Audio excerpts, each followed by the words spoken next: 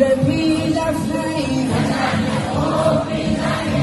این فصل آخر است آغاز میکنیم. این بار هم به نام همه جاز میکنیم. به دریا گواهران که فرعون آدمی مداریم سوی معرکه پرواز میکنیم. नमस्कार, आदाब। आपके साथ मैं स्मिता शर्मा हूं और आप देख रहे हैं मेरा YouTube station Smita Sharma journalist. ये जो तस्वीरें आप देख रहे हैं ये तेहरान की तस्वीरें हैं, क्योंकि ईरान में इस वक्त जश्न का मूड है और ईरान के लोग कह रहे हैं कि हम जीत गए। अमेरिका के खिलाफ लड़ाई में, इस जंग में हमारी इस वक्त जीत हुई है। कल देर रात हमारे लाइव स्ट्रीम में मैंने आपको बताया था कि कैसे डोनाल्ड ट्रंप ने अपनी चेतावनी दी है ईरान को और बेहद ही चिंताजनक भाषा का इस्तेमाल करते हुए ये तक कह दिया था कि मैं एक पूरे के पूरे सभ्यता को मिटा दूंगा और वो लोग कभी वापसी ही नहीं कर पाएंगे, जिसे कहा गया कि ये सही में युद्ध जारी है या फिर एक पूरे नरसंहार की तैयारी। और उन्होंने वक्त दिया था कि मंगलवार रात के 8 बजे ईस्टर्न स्टैंडर्ड टाइम, अमेरिकी टाइम के अनुसार, यानी कि बुधवार सुबह 5:30 बजे तक अगर हॉर्मुज स्ट्रेट को ईरान ने खोलने के लिए मंजूरी नहीं दे दी, नाकेबंदी को नहीं हटाया, तो पूरी तरीके से बमबारी होगी ईरान पर। हर तरफ हवाई कहर बरपाया जाएगा। कयामत की तैयारी कर ले। हम आपके ब्रिजेस, आपके सड़कों, आपके पावर प्लांट्स, हम किसी चीज को नहीं बख्शेंगे। तो ईरान के लोग, जिनकी रेजिलियंस को और बहादुरी को आप लगातार देख रहे हैं, जो तमाम बमबारी के बावजूद हर रात यहां के स्क्वायर्स पर एक साथ जुटते हैं और हौसला अफजाई करते हैं, वो झूमने लगे, क्योंकि सुबह ठीक 5:20 पर एक संदेशा आया। और ये संदेशा आया पाकिस्तान के प्रधानमंत्री शहबाज शरीफ की तरफ से। शहबाज शरीफ, जिन्होंने अपने ट्वीट में एक जरूरी जानकारी दी और उन्होंने कहा, आपको मैं वो ट्वीट दिखाती हूं, आप देखिए इसे। उन्होंने कहा कि with the greatest humility I am pleased to announce that the Islamic Republic of Iran and the United States of America, along with their allies, have agreed to an immediate ceasefire everywhere, including Lebanon and elsewhere, effective immediately. तो आपको पता ही है, पिछले कुछ दिनों से पाकिस्तान लगातार कोशिशों में जारी था कि किस तरीके से मध्यस्थता की जाए इस पूरे के पूरे युद्ध में, जिसको हमारे विदेश मंत्री डॉक्टर एस जयशंकर ने, जब उन्होंने संसदीय बैठक में अपनी बातें रखी, भारत के पक्ष को रखा, वेस्ट एशियन क्राइसिस की डिटेल्स दी सांसदों को, तो उसमें खबरें आई थी कि उन्होंने कहा था कि पाकिस्तान तो दलाल है, भारत दलाल नहीं है। इस तरह के शब्दों का उन्होंने इस्तेमाल किया था। लेकिन आज देखिए, अब पाकिस्तान ने यह कहा कि अभी तुरंत रूप से जो है, तुरंत प्रभाव से सीजफायर, संघर्ष विराम की घोषणा की जा रही है, जिसके लिए स्वीकृति मिल गई है अमेरिका और ईरान के बीच में। और उसमें वो आगे लिखते हैं कि I warmly welcome the sagacious gesture and extend deepest gratitude to the leadership of both the countries to invite their delegation to Islamabad on Friday, 10th of April, to further negotiate for a conclusive agreement to settle all disputes. यानी कि 10 अप्रैल को America और Iran ने सहमति दे दी है कि उनके प्रतिनिधि इस्लामाबाद में होंगे, पाकिस्तान में होंगे और वहां आमने सामने अब बातचीत करेंगे, ताकि इस संघर्ष विराम के पीरियड के दौरान वो आगे की राह तय कर सके कि कैसे इस संकट का एक लॉन्ग लास्टिंग समाधान हो सके। Both parties have displayed remarkable wisdom and understanding and have remained constructively engaged in furthering the cause of peace and stability. We earnestly hope that the Islamabad talks succeed in achieving sustainable peace and wish to share more good news in coming days. तो शहबाज शरीफ इसे Islamabad talks करार दे रहे हैं और यह भी कहा जा रहा था कि इसके पहले जो है अगर इसमें से कोई बात बनती है तो उसे इस्लामाबाद अकॉर्ड किया जाएगा।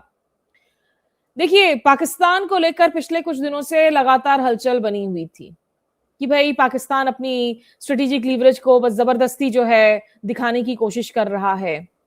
हमने आपको कहा था कि पाकिस्तान के लिए एक बहुत बड़ी दुविधापूर्ण स्थिति यह है कि उनका एक रक्षा सौदा हो रखा है, सिक्योरिटी पैक्ट हो रखा है सऊदी अरब के साथ, और चूंकि ईरान के जवाबी हमले हो रहे हैं खाड़ी क्षेत्रों में मौजूद सैन्य बेसिस पर अमेरिका के, और उसमें काफी सारे सिविक इंफ्रास्ट्रक्चर और साथ ही साथ जो है उनके पावर प्लांट्स पर भी वो जवाबी हमले कर रहा है। जब जब उनके डिसैलिनेशन प्लांट, उनके पावर प्लांट्स, खर्क आइलैंड, स्कूल्स, यूनिवर्सिटीज पर हमले किए अमेरिका और इजराइल ने मिलकर, तो पाकिस्तान बहुत ही असहज था कि सऊदी के बिहाफ पर जाकर उसको इस लड़ाई में सक्रिय रूप से जमीन पर उतरना पड़े, क्योंकि इसके लिए ना तो उनके पास इस वक्त पर्याप्त सैन्य संसाधन है, उनके इस वक्त इकोनॉमिक हालत अस्थिर बनी हुई है, देश में अंदरूनी जो राजनीतिक हलचल है खास करके इमरान खान को लेकर, पूर्व प्रधानमंत्री, क्रिकेटर जो कि जेल में एक लंबे अरसे से बंद है, वो नाजुक बनी हुई है। अफगानिस्तान के साथ एक युद्ध जारी है, भारत को तो वो अपना परपेचुअल एनिमी मानते ही हैं।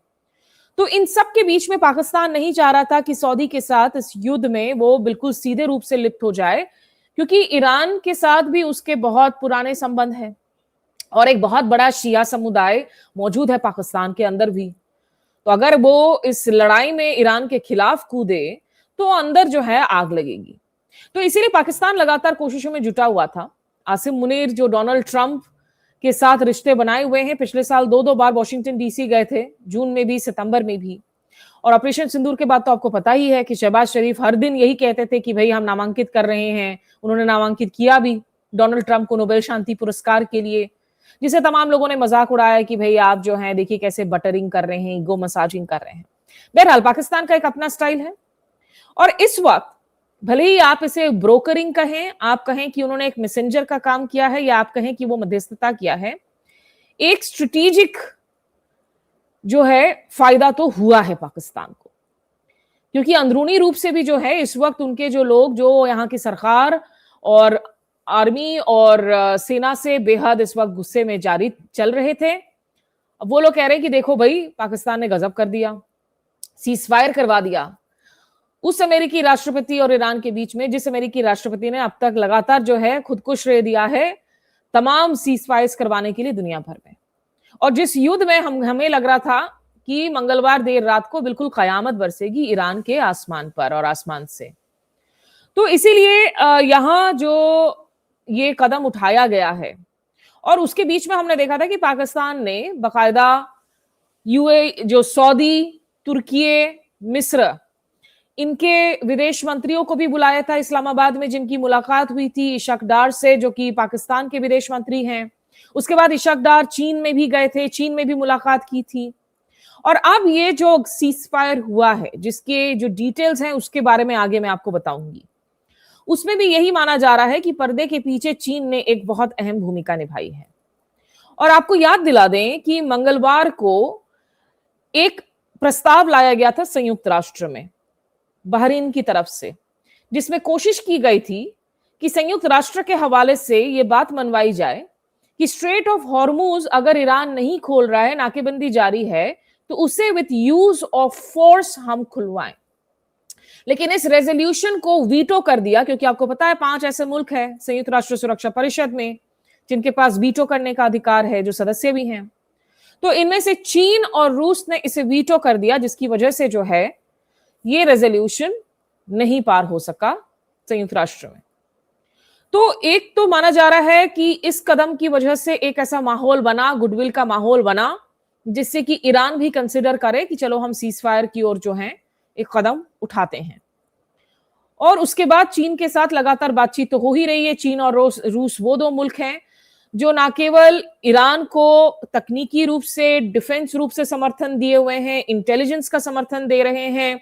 चीन बायर है ईरानियन ऑयल का, Russian oil and Russian gas का, और रूस और चीन की जो जहाज हैं वो स्ट्रेट ऑफ हॉर्मुज से गुजर रही हैं। ईरान युद्ध के चक्कर में डोनाल्ड ट्रंप ने रूस के ऊपर लगे हुए प्रतिबंध को भी हटाया ताकि दुनिया के लोग जो है वो 30 दिनों तक रूस से गैस खरीद सके, जिससे उनके यूरोपीय एलाइज बहुत नाराज हैं, क्योंकि उन्होंने कहा कि इससे फिर वो जो रूस का पैसा है वो यूक्रेन की युद्ध में खर्च होगा। ईरान पर भी उन्होंने दशकों से लगे हुए प्रतिबंध को हटाया, कहा कि ईरान से ऑयल खरीदे। ईरान ने कहा हमारे पास सरप्लस ऑयल नहीं है, हम नहीं दे सकते हैं। लेकिन ये युद्ध जिस मुकाम पर आकर अभी रुका है, सबसे पहले तो मैं ये बता दूं कि ये एक टेम्पररी हॉल्ट है, ये एक अस्थायी हॉल्ट है और एक बेहद ही फ्रैजाइल सीज फायर है, बहुत ही नाजुक सा एक संघर्ष विराम है, क्योंकि इसमें कुछ भी हो सकता है। हालांकि अगले 2 दिनों में अब हम देखेंगे कि बातचीत शुरू होगी इस्लामाबाद में अमेरिका और ईरान के बीच में, और उसमें पहले ही डोनाल्ड ट्रंप भांप चुके हैं कि वो अपने दामाद जारेड कुशनर और मिडिल ईस्ट में, वेस्ट एशिया में जो उनके खास राजदूत हैं स्टीव विटकॉफ, उनको वापस से भेजेंगे तो शायद ईरानियंस बात नहीं करेंगे। इसलिए जेडी वांस को जो है, जो उनके उपराष्ट्रपति हैं, उनको पॉपअप किया जा रहा था कि जेडी वांस जाकर बातचीत करे। कल जेडी वांस का एक बयान भी आया था जो हमने सुनाया था अपने लाइव स्ट्रीम में, वो भी आप देख सकते हैं, जिसमें उन्होंने कहा था कि हम उम्मीद करते हैं कि ईरान सही फैसला ले निगोसिएशंस को लेकर। अब जहां तक इस सीज फायर का सवाल है, सबसे बड़ा सवाल यह है कि आखिर इसको किसके जीत के तौर पर देखा जाए। अमेरिका ने कहा कि हमने एक 15 पॉइंट का प्रस्ताव भेजा ईरान को, लेकिन अब जो सीज फायर हुई है वो एक 10 पॉइंट प्रस्ताव पर हुई है, और ये 10 पॉइंट प्रस्ताव में दरअसल ईरान के ही पॉइंट्स शामिल हैं। और ये ईरान के लिए एक बहुत बड़ी जीत है, क्योंकि जिन मकसद के साथ अमेरिका और इजराइल ने इस युद्ध की शुरुआत की थी उनमें से कुछ भी पूरा नहीं हो सका है, और उन्होंने अपने गोल पोस्ट लगातार शिफ्ट किए हैं। इस दौरान आपने बच्चों की हत्या की, इस दौरान आपने यूनिवर्सिटी कैंपसेस पर बमबारी की, आपने ईरान के फ्यूल टैंकर्स, उनके डिसैलिनेशन प्लांट्स, उनके ब्रिजेस पर हमला किया। हासिल क्या 1 महीने से ज्यादा के इस युद्ध में आप ये कहकर आए थे, क्योंकि जनवरी में ईरान में प्रोटेस्ट की खबर आई थी, अंदरूनी रूप से जो है ये खबरें आई कि ईरानियन रिजीम अपने प्रोटेस्टर्स पर ब्रूटली क्रैकडाउन कर रहा है, ऑप्रेसिव रिजीम है, जो मुमकिन है और जो हुई भी थी।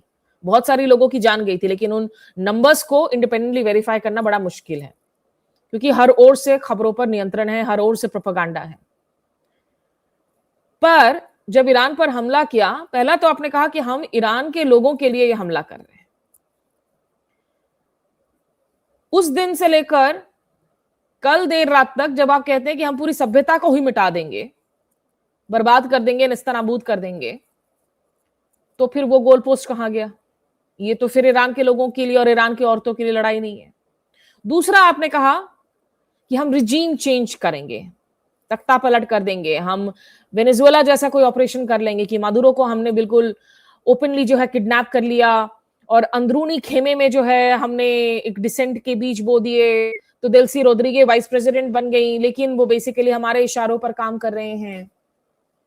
ऐसा तो कुछ हुआ नहीं। आपको अपना एक अंदरूनी कोई कैरेक्टर नहीं मिला जो ईरान को लीड करे।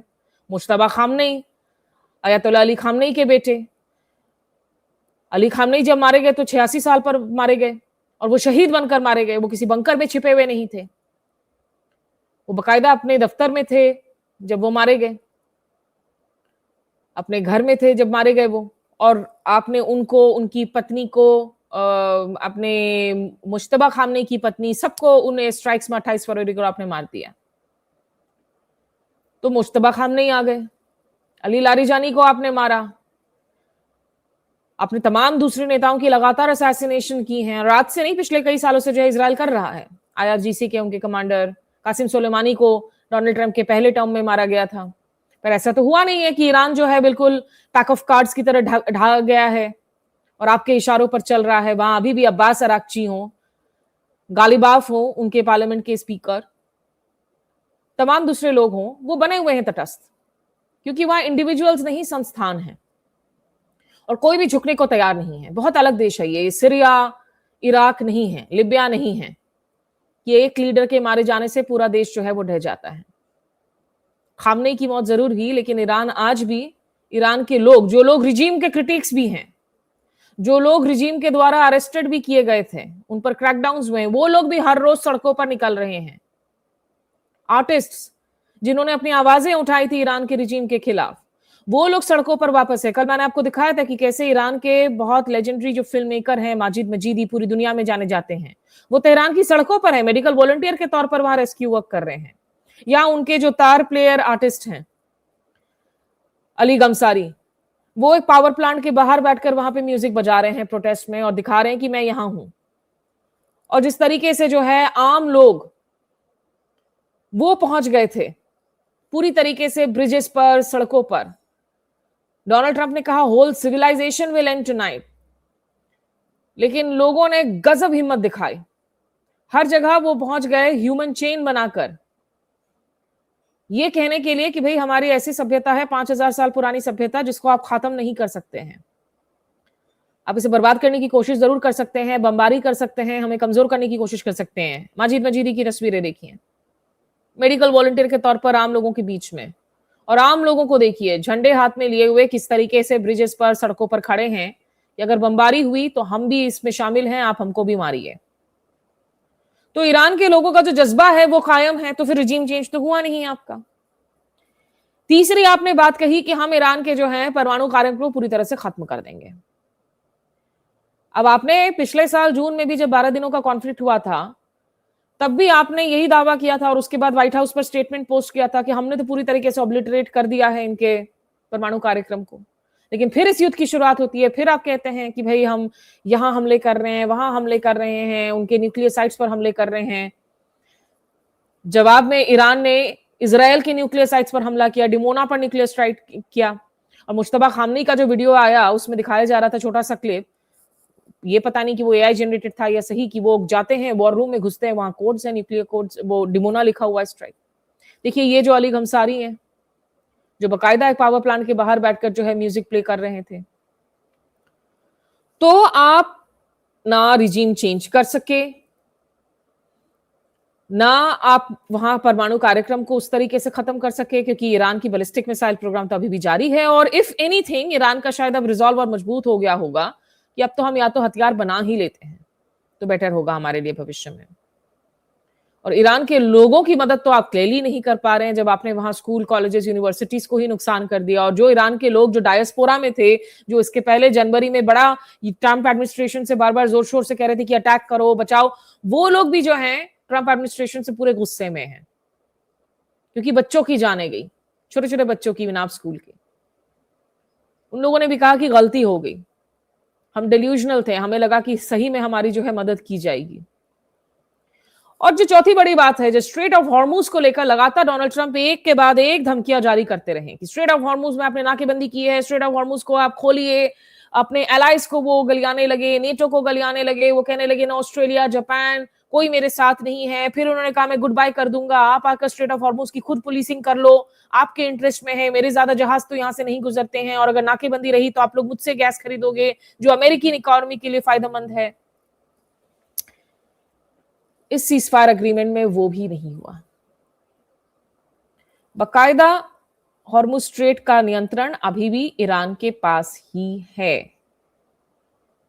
और जो सबसे बड़ा सवाल है कि भाई हॉर्मुज स्ट्रेट बंद क्यों हुआ? 28 फरवरी के पहले इस स्ट्रेट में कोई दिक्कत नहीं थी, फ्रीडम ऑफ नेविगेशन भरपूर रूप से था, सारे जहाज आराम से यहां से गुजर रहे थे ना। फिर आपने आखिर क्यों इसे बंद करवाया? अपने इल थॉट आउट वॉर के साथ में, जो आपने किया नेतन्याहू के दबाव में। Netanyahu has you by your nose, has you bye it's finger, अब वो आपको घुमा रहा है और नेतन्याहू के उस चक्रव्यूह में आप फंसे हुए हो। समझ में नहीं आ रहा है कैसे निकले।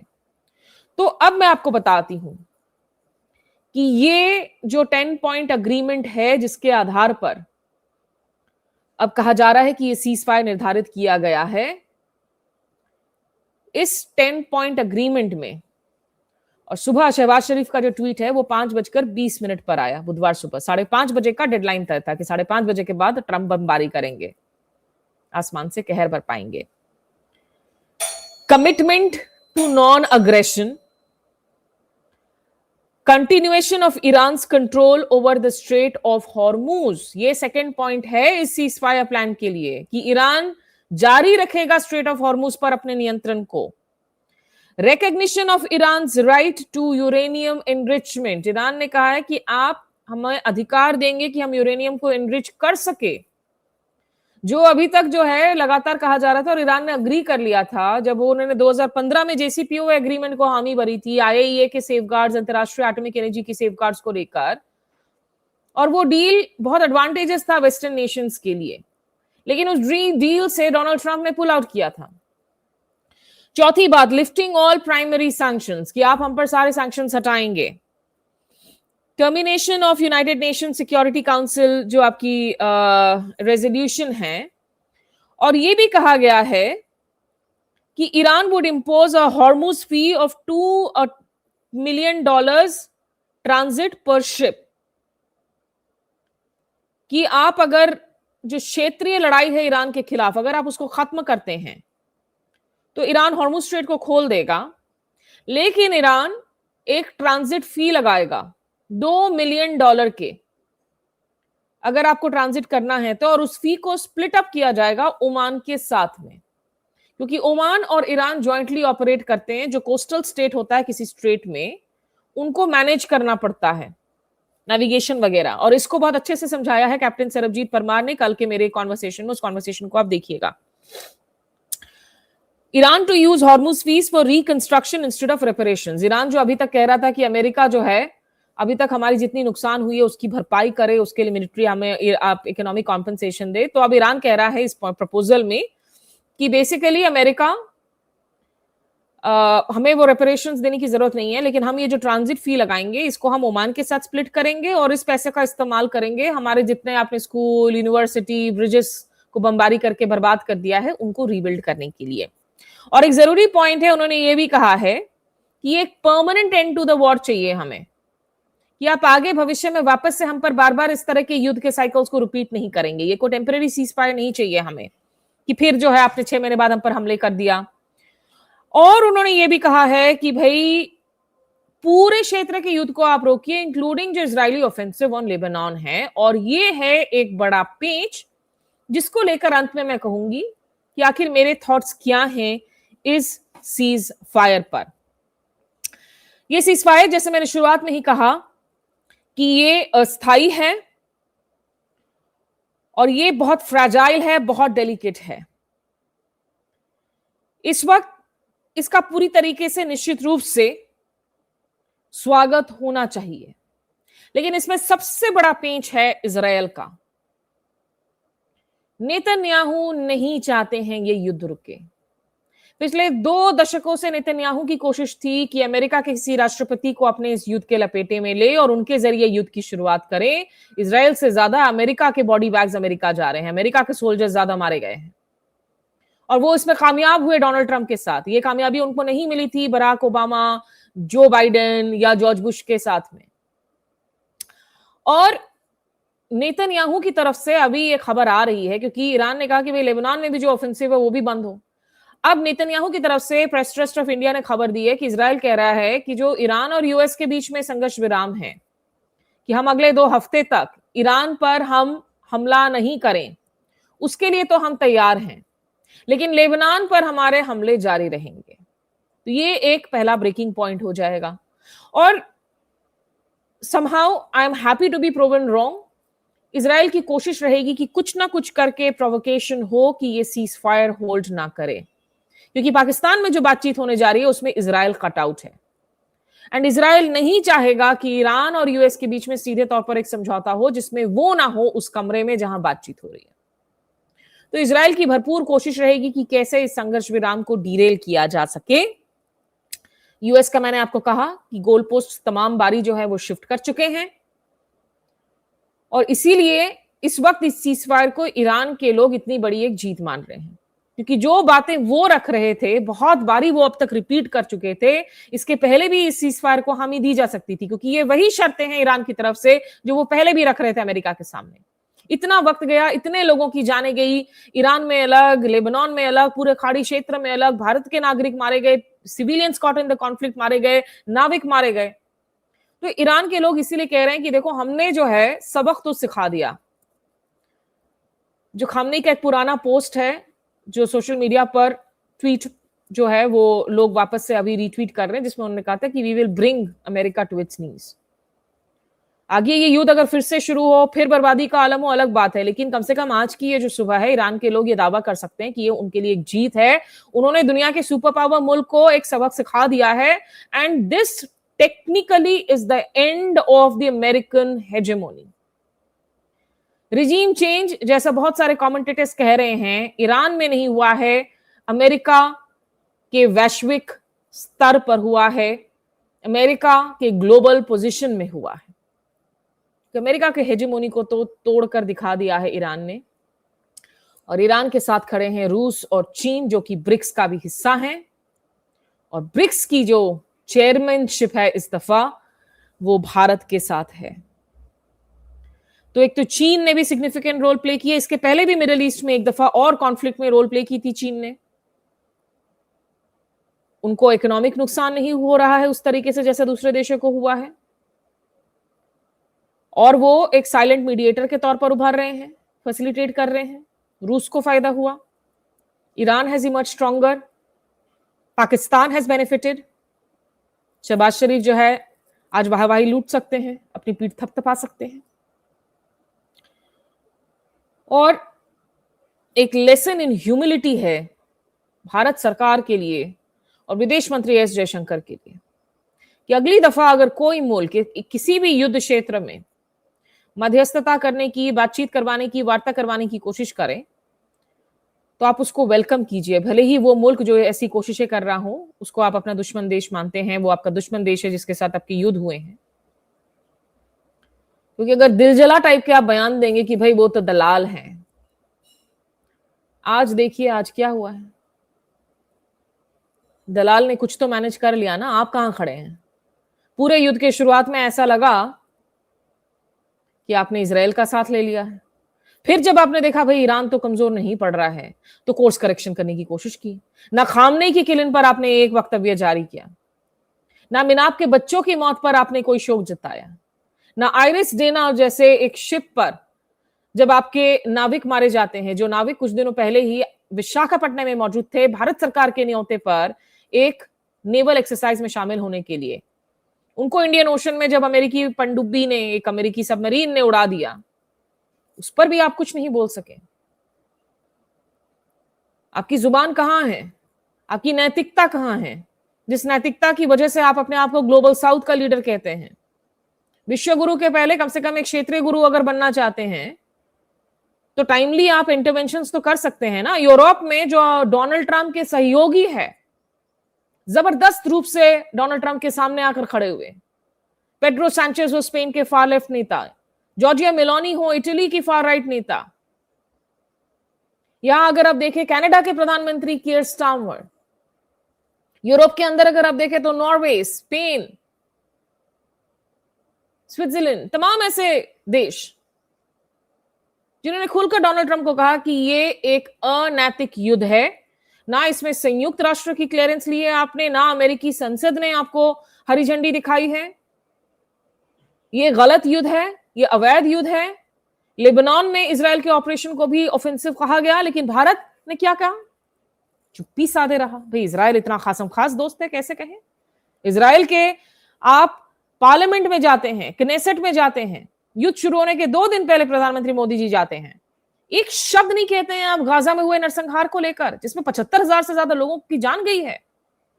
आपको पता था कि युद्ध की शुरुआत होने वाली है, फिर भी आप गए इजराइल, और फिर आप चुप्पी साधे रहते हैं। और उसके बाद फिर वही पुरानी बयान, India calls for dialogue and diplomacy and deescalation. लेकिन जब कोई कोशिश कर रहा है तो उसको आप दिल जला टाइप का कह रहे हैं, अरे वो तो दलाल है। लेसन इन ह्यूमिलिटी है जयशंकर जी और भारत सरकार के लिए। और जिस स्ट्रेटेजिक लीवरेज को आप नॉन अलाइंड मूवमेंट को बड़े हे की दृष्टि से देखते हैं, नेहरूवियन फॉरेन पॉलिसी की आप बार बार किरकिरी करते हैं और उसकी निंदा करते हैं। आपने कहा कि हम स्ट्रेटेजिक ऑटोनॉमी वाले देश हैं, सामरिक ऑटोनॉमी है, लेकिन माफ कीजिएगा कॉम्प्रोमाइज हो गया है हमारा स्ट्रेटेजिक ऑटोनॉमी, और वो लीवरेज नहीं है ये सारे पार्टनर्स आपको इक्वली बहुत, हाँ, बाद में बातचीत करने जरूर लगे थे। डॉक्टर एस जयशंकर ने अरागची के साथ फोन पर काफी बारी बातचीत की, ईरान के विदेश मंत्री के साथ। ईरान के राष्ट्रपति पेजेश्कियां से प्रधानमंत्री मोदी ने 2 बारी बातचीत की, और 2 बारी बातचीत करने के बाद कुछ कुछ टैंकर्स, जो ऑयल टैंकर्स हमारे हॉर्मुज स्ट्रेट से क्लियर हुए। अभी भी करीब 18 हमारे टैंकर्स फंसे हुए हैं वेस्ट ऑफ हॉर्मुज में। लेकिन जिस स्ट्रेटेजिक एम्बिग्विटी पर हमें गर्व हुआ करता था, वो स्ट्रेटेजिक एम्बिग्विटी भारत का इस युद्ध के दौरान कॉम्प्रोमाइज हुआ है, और यहां सरकार की जवाबदेही बनती है।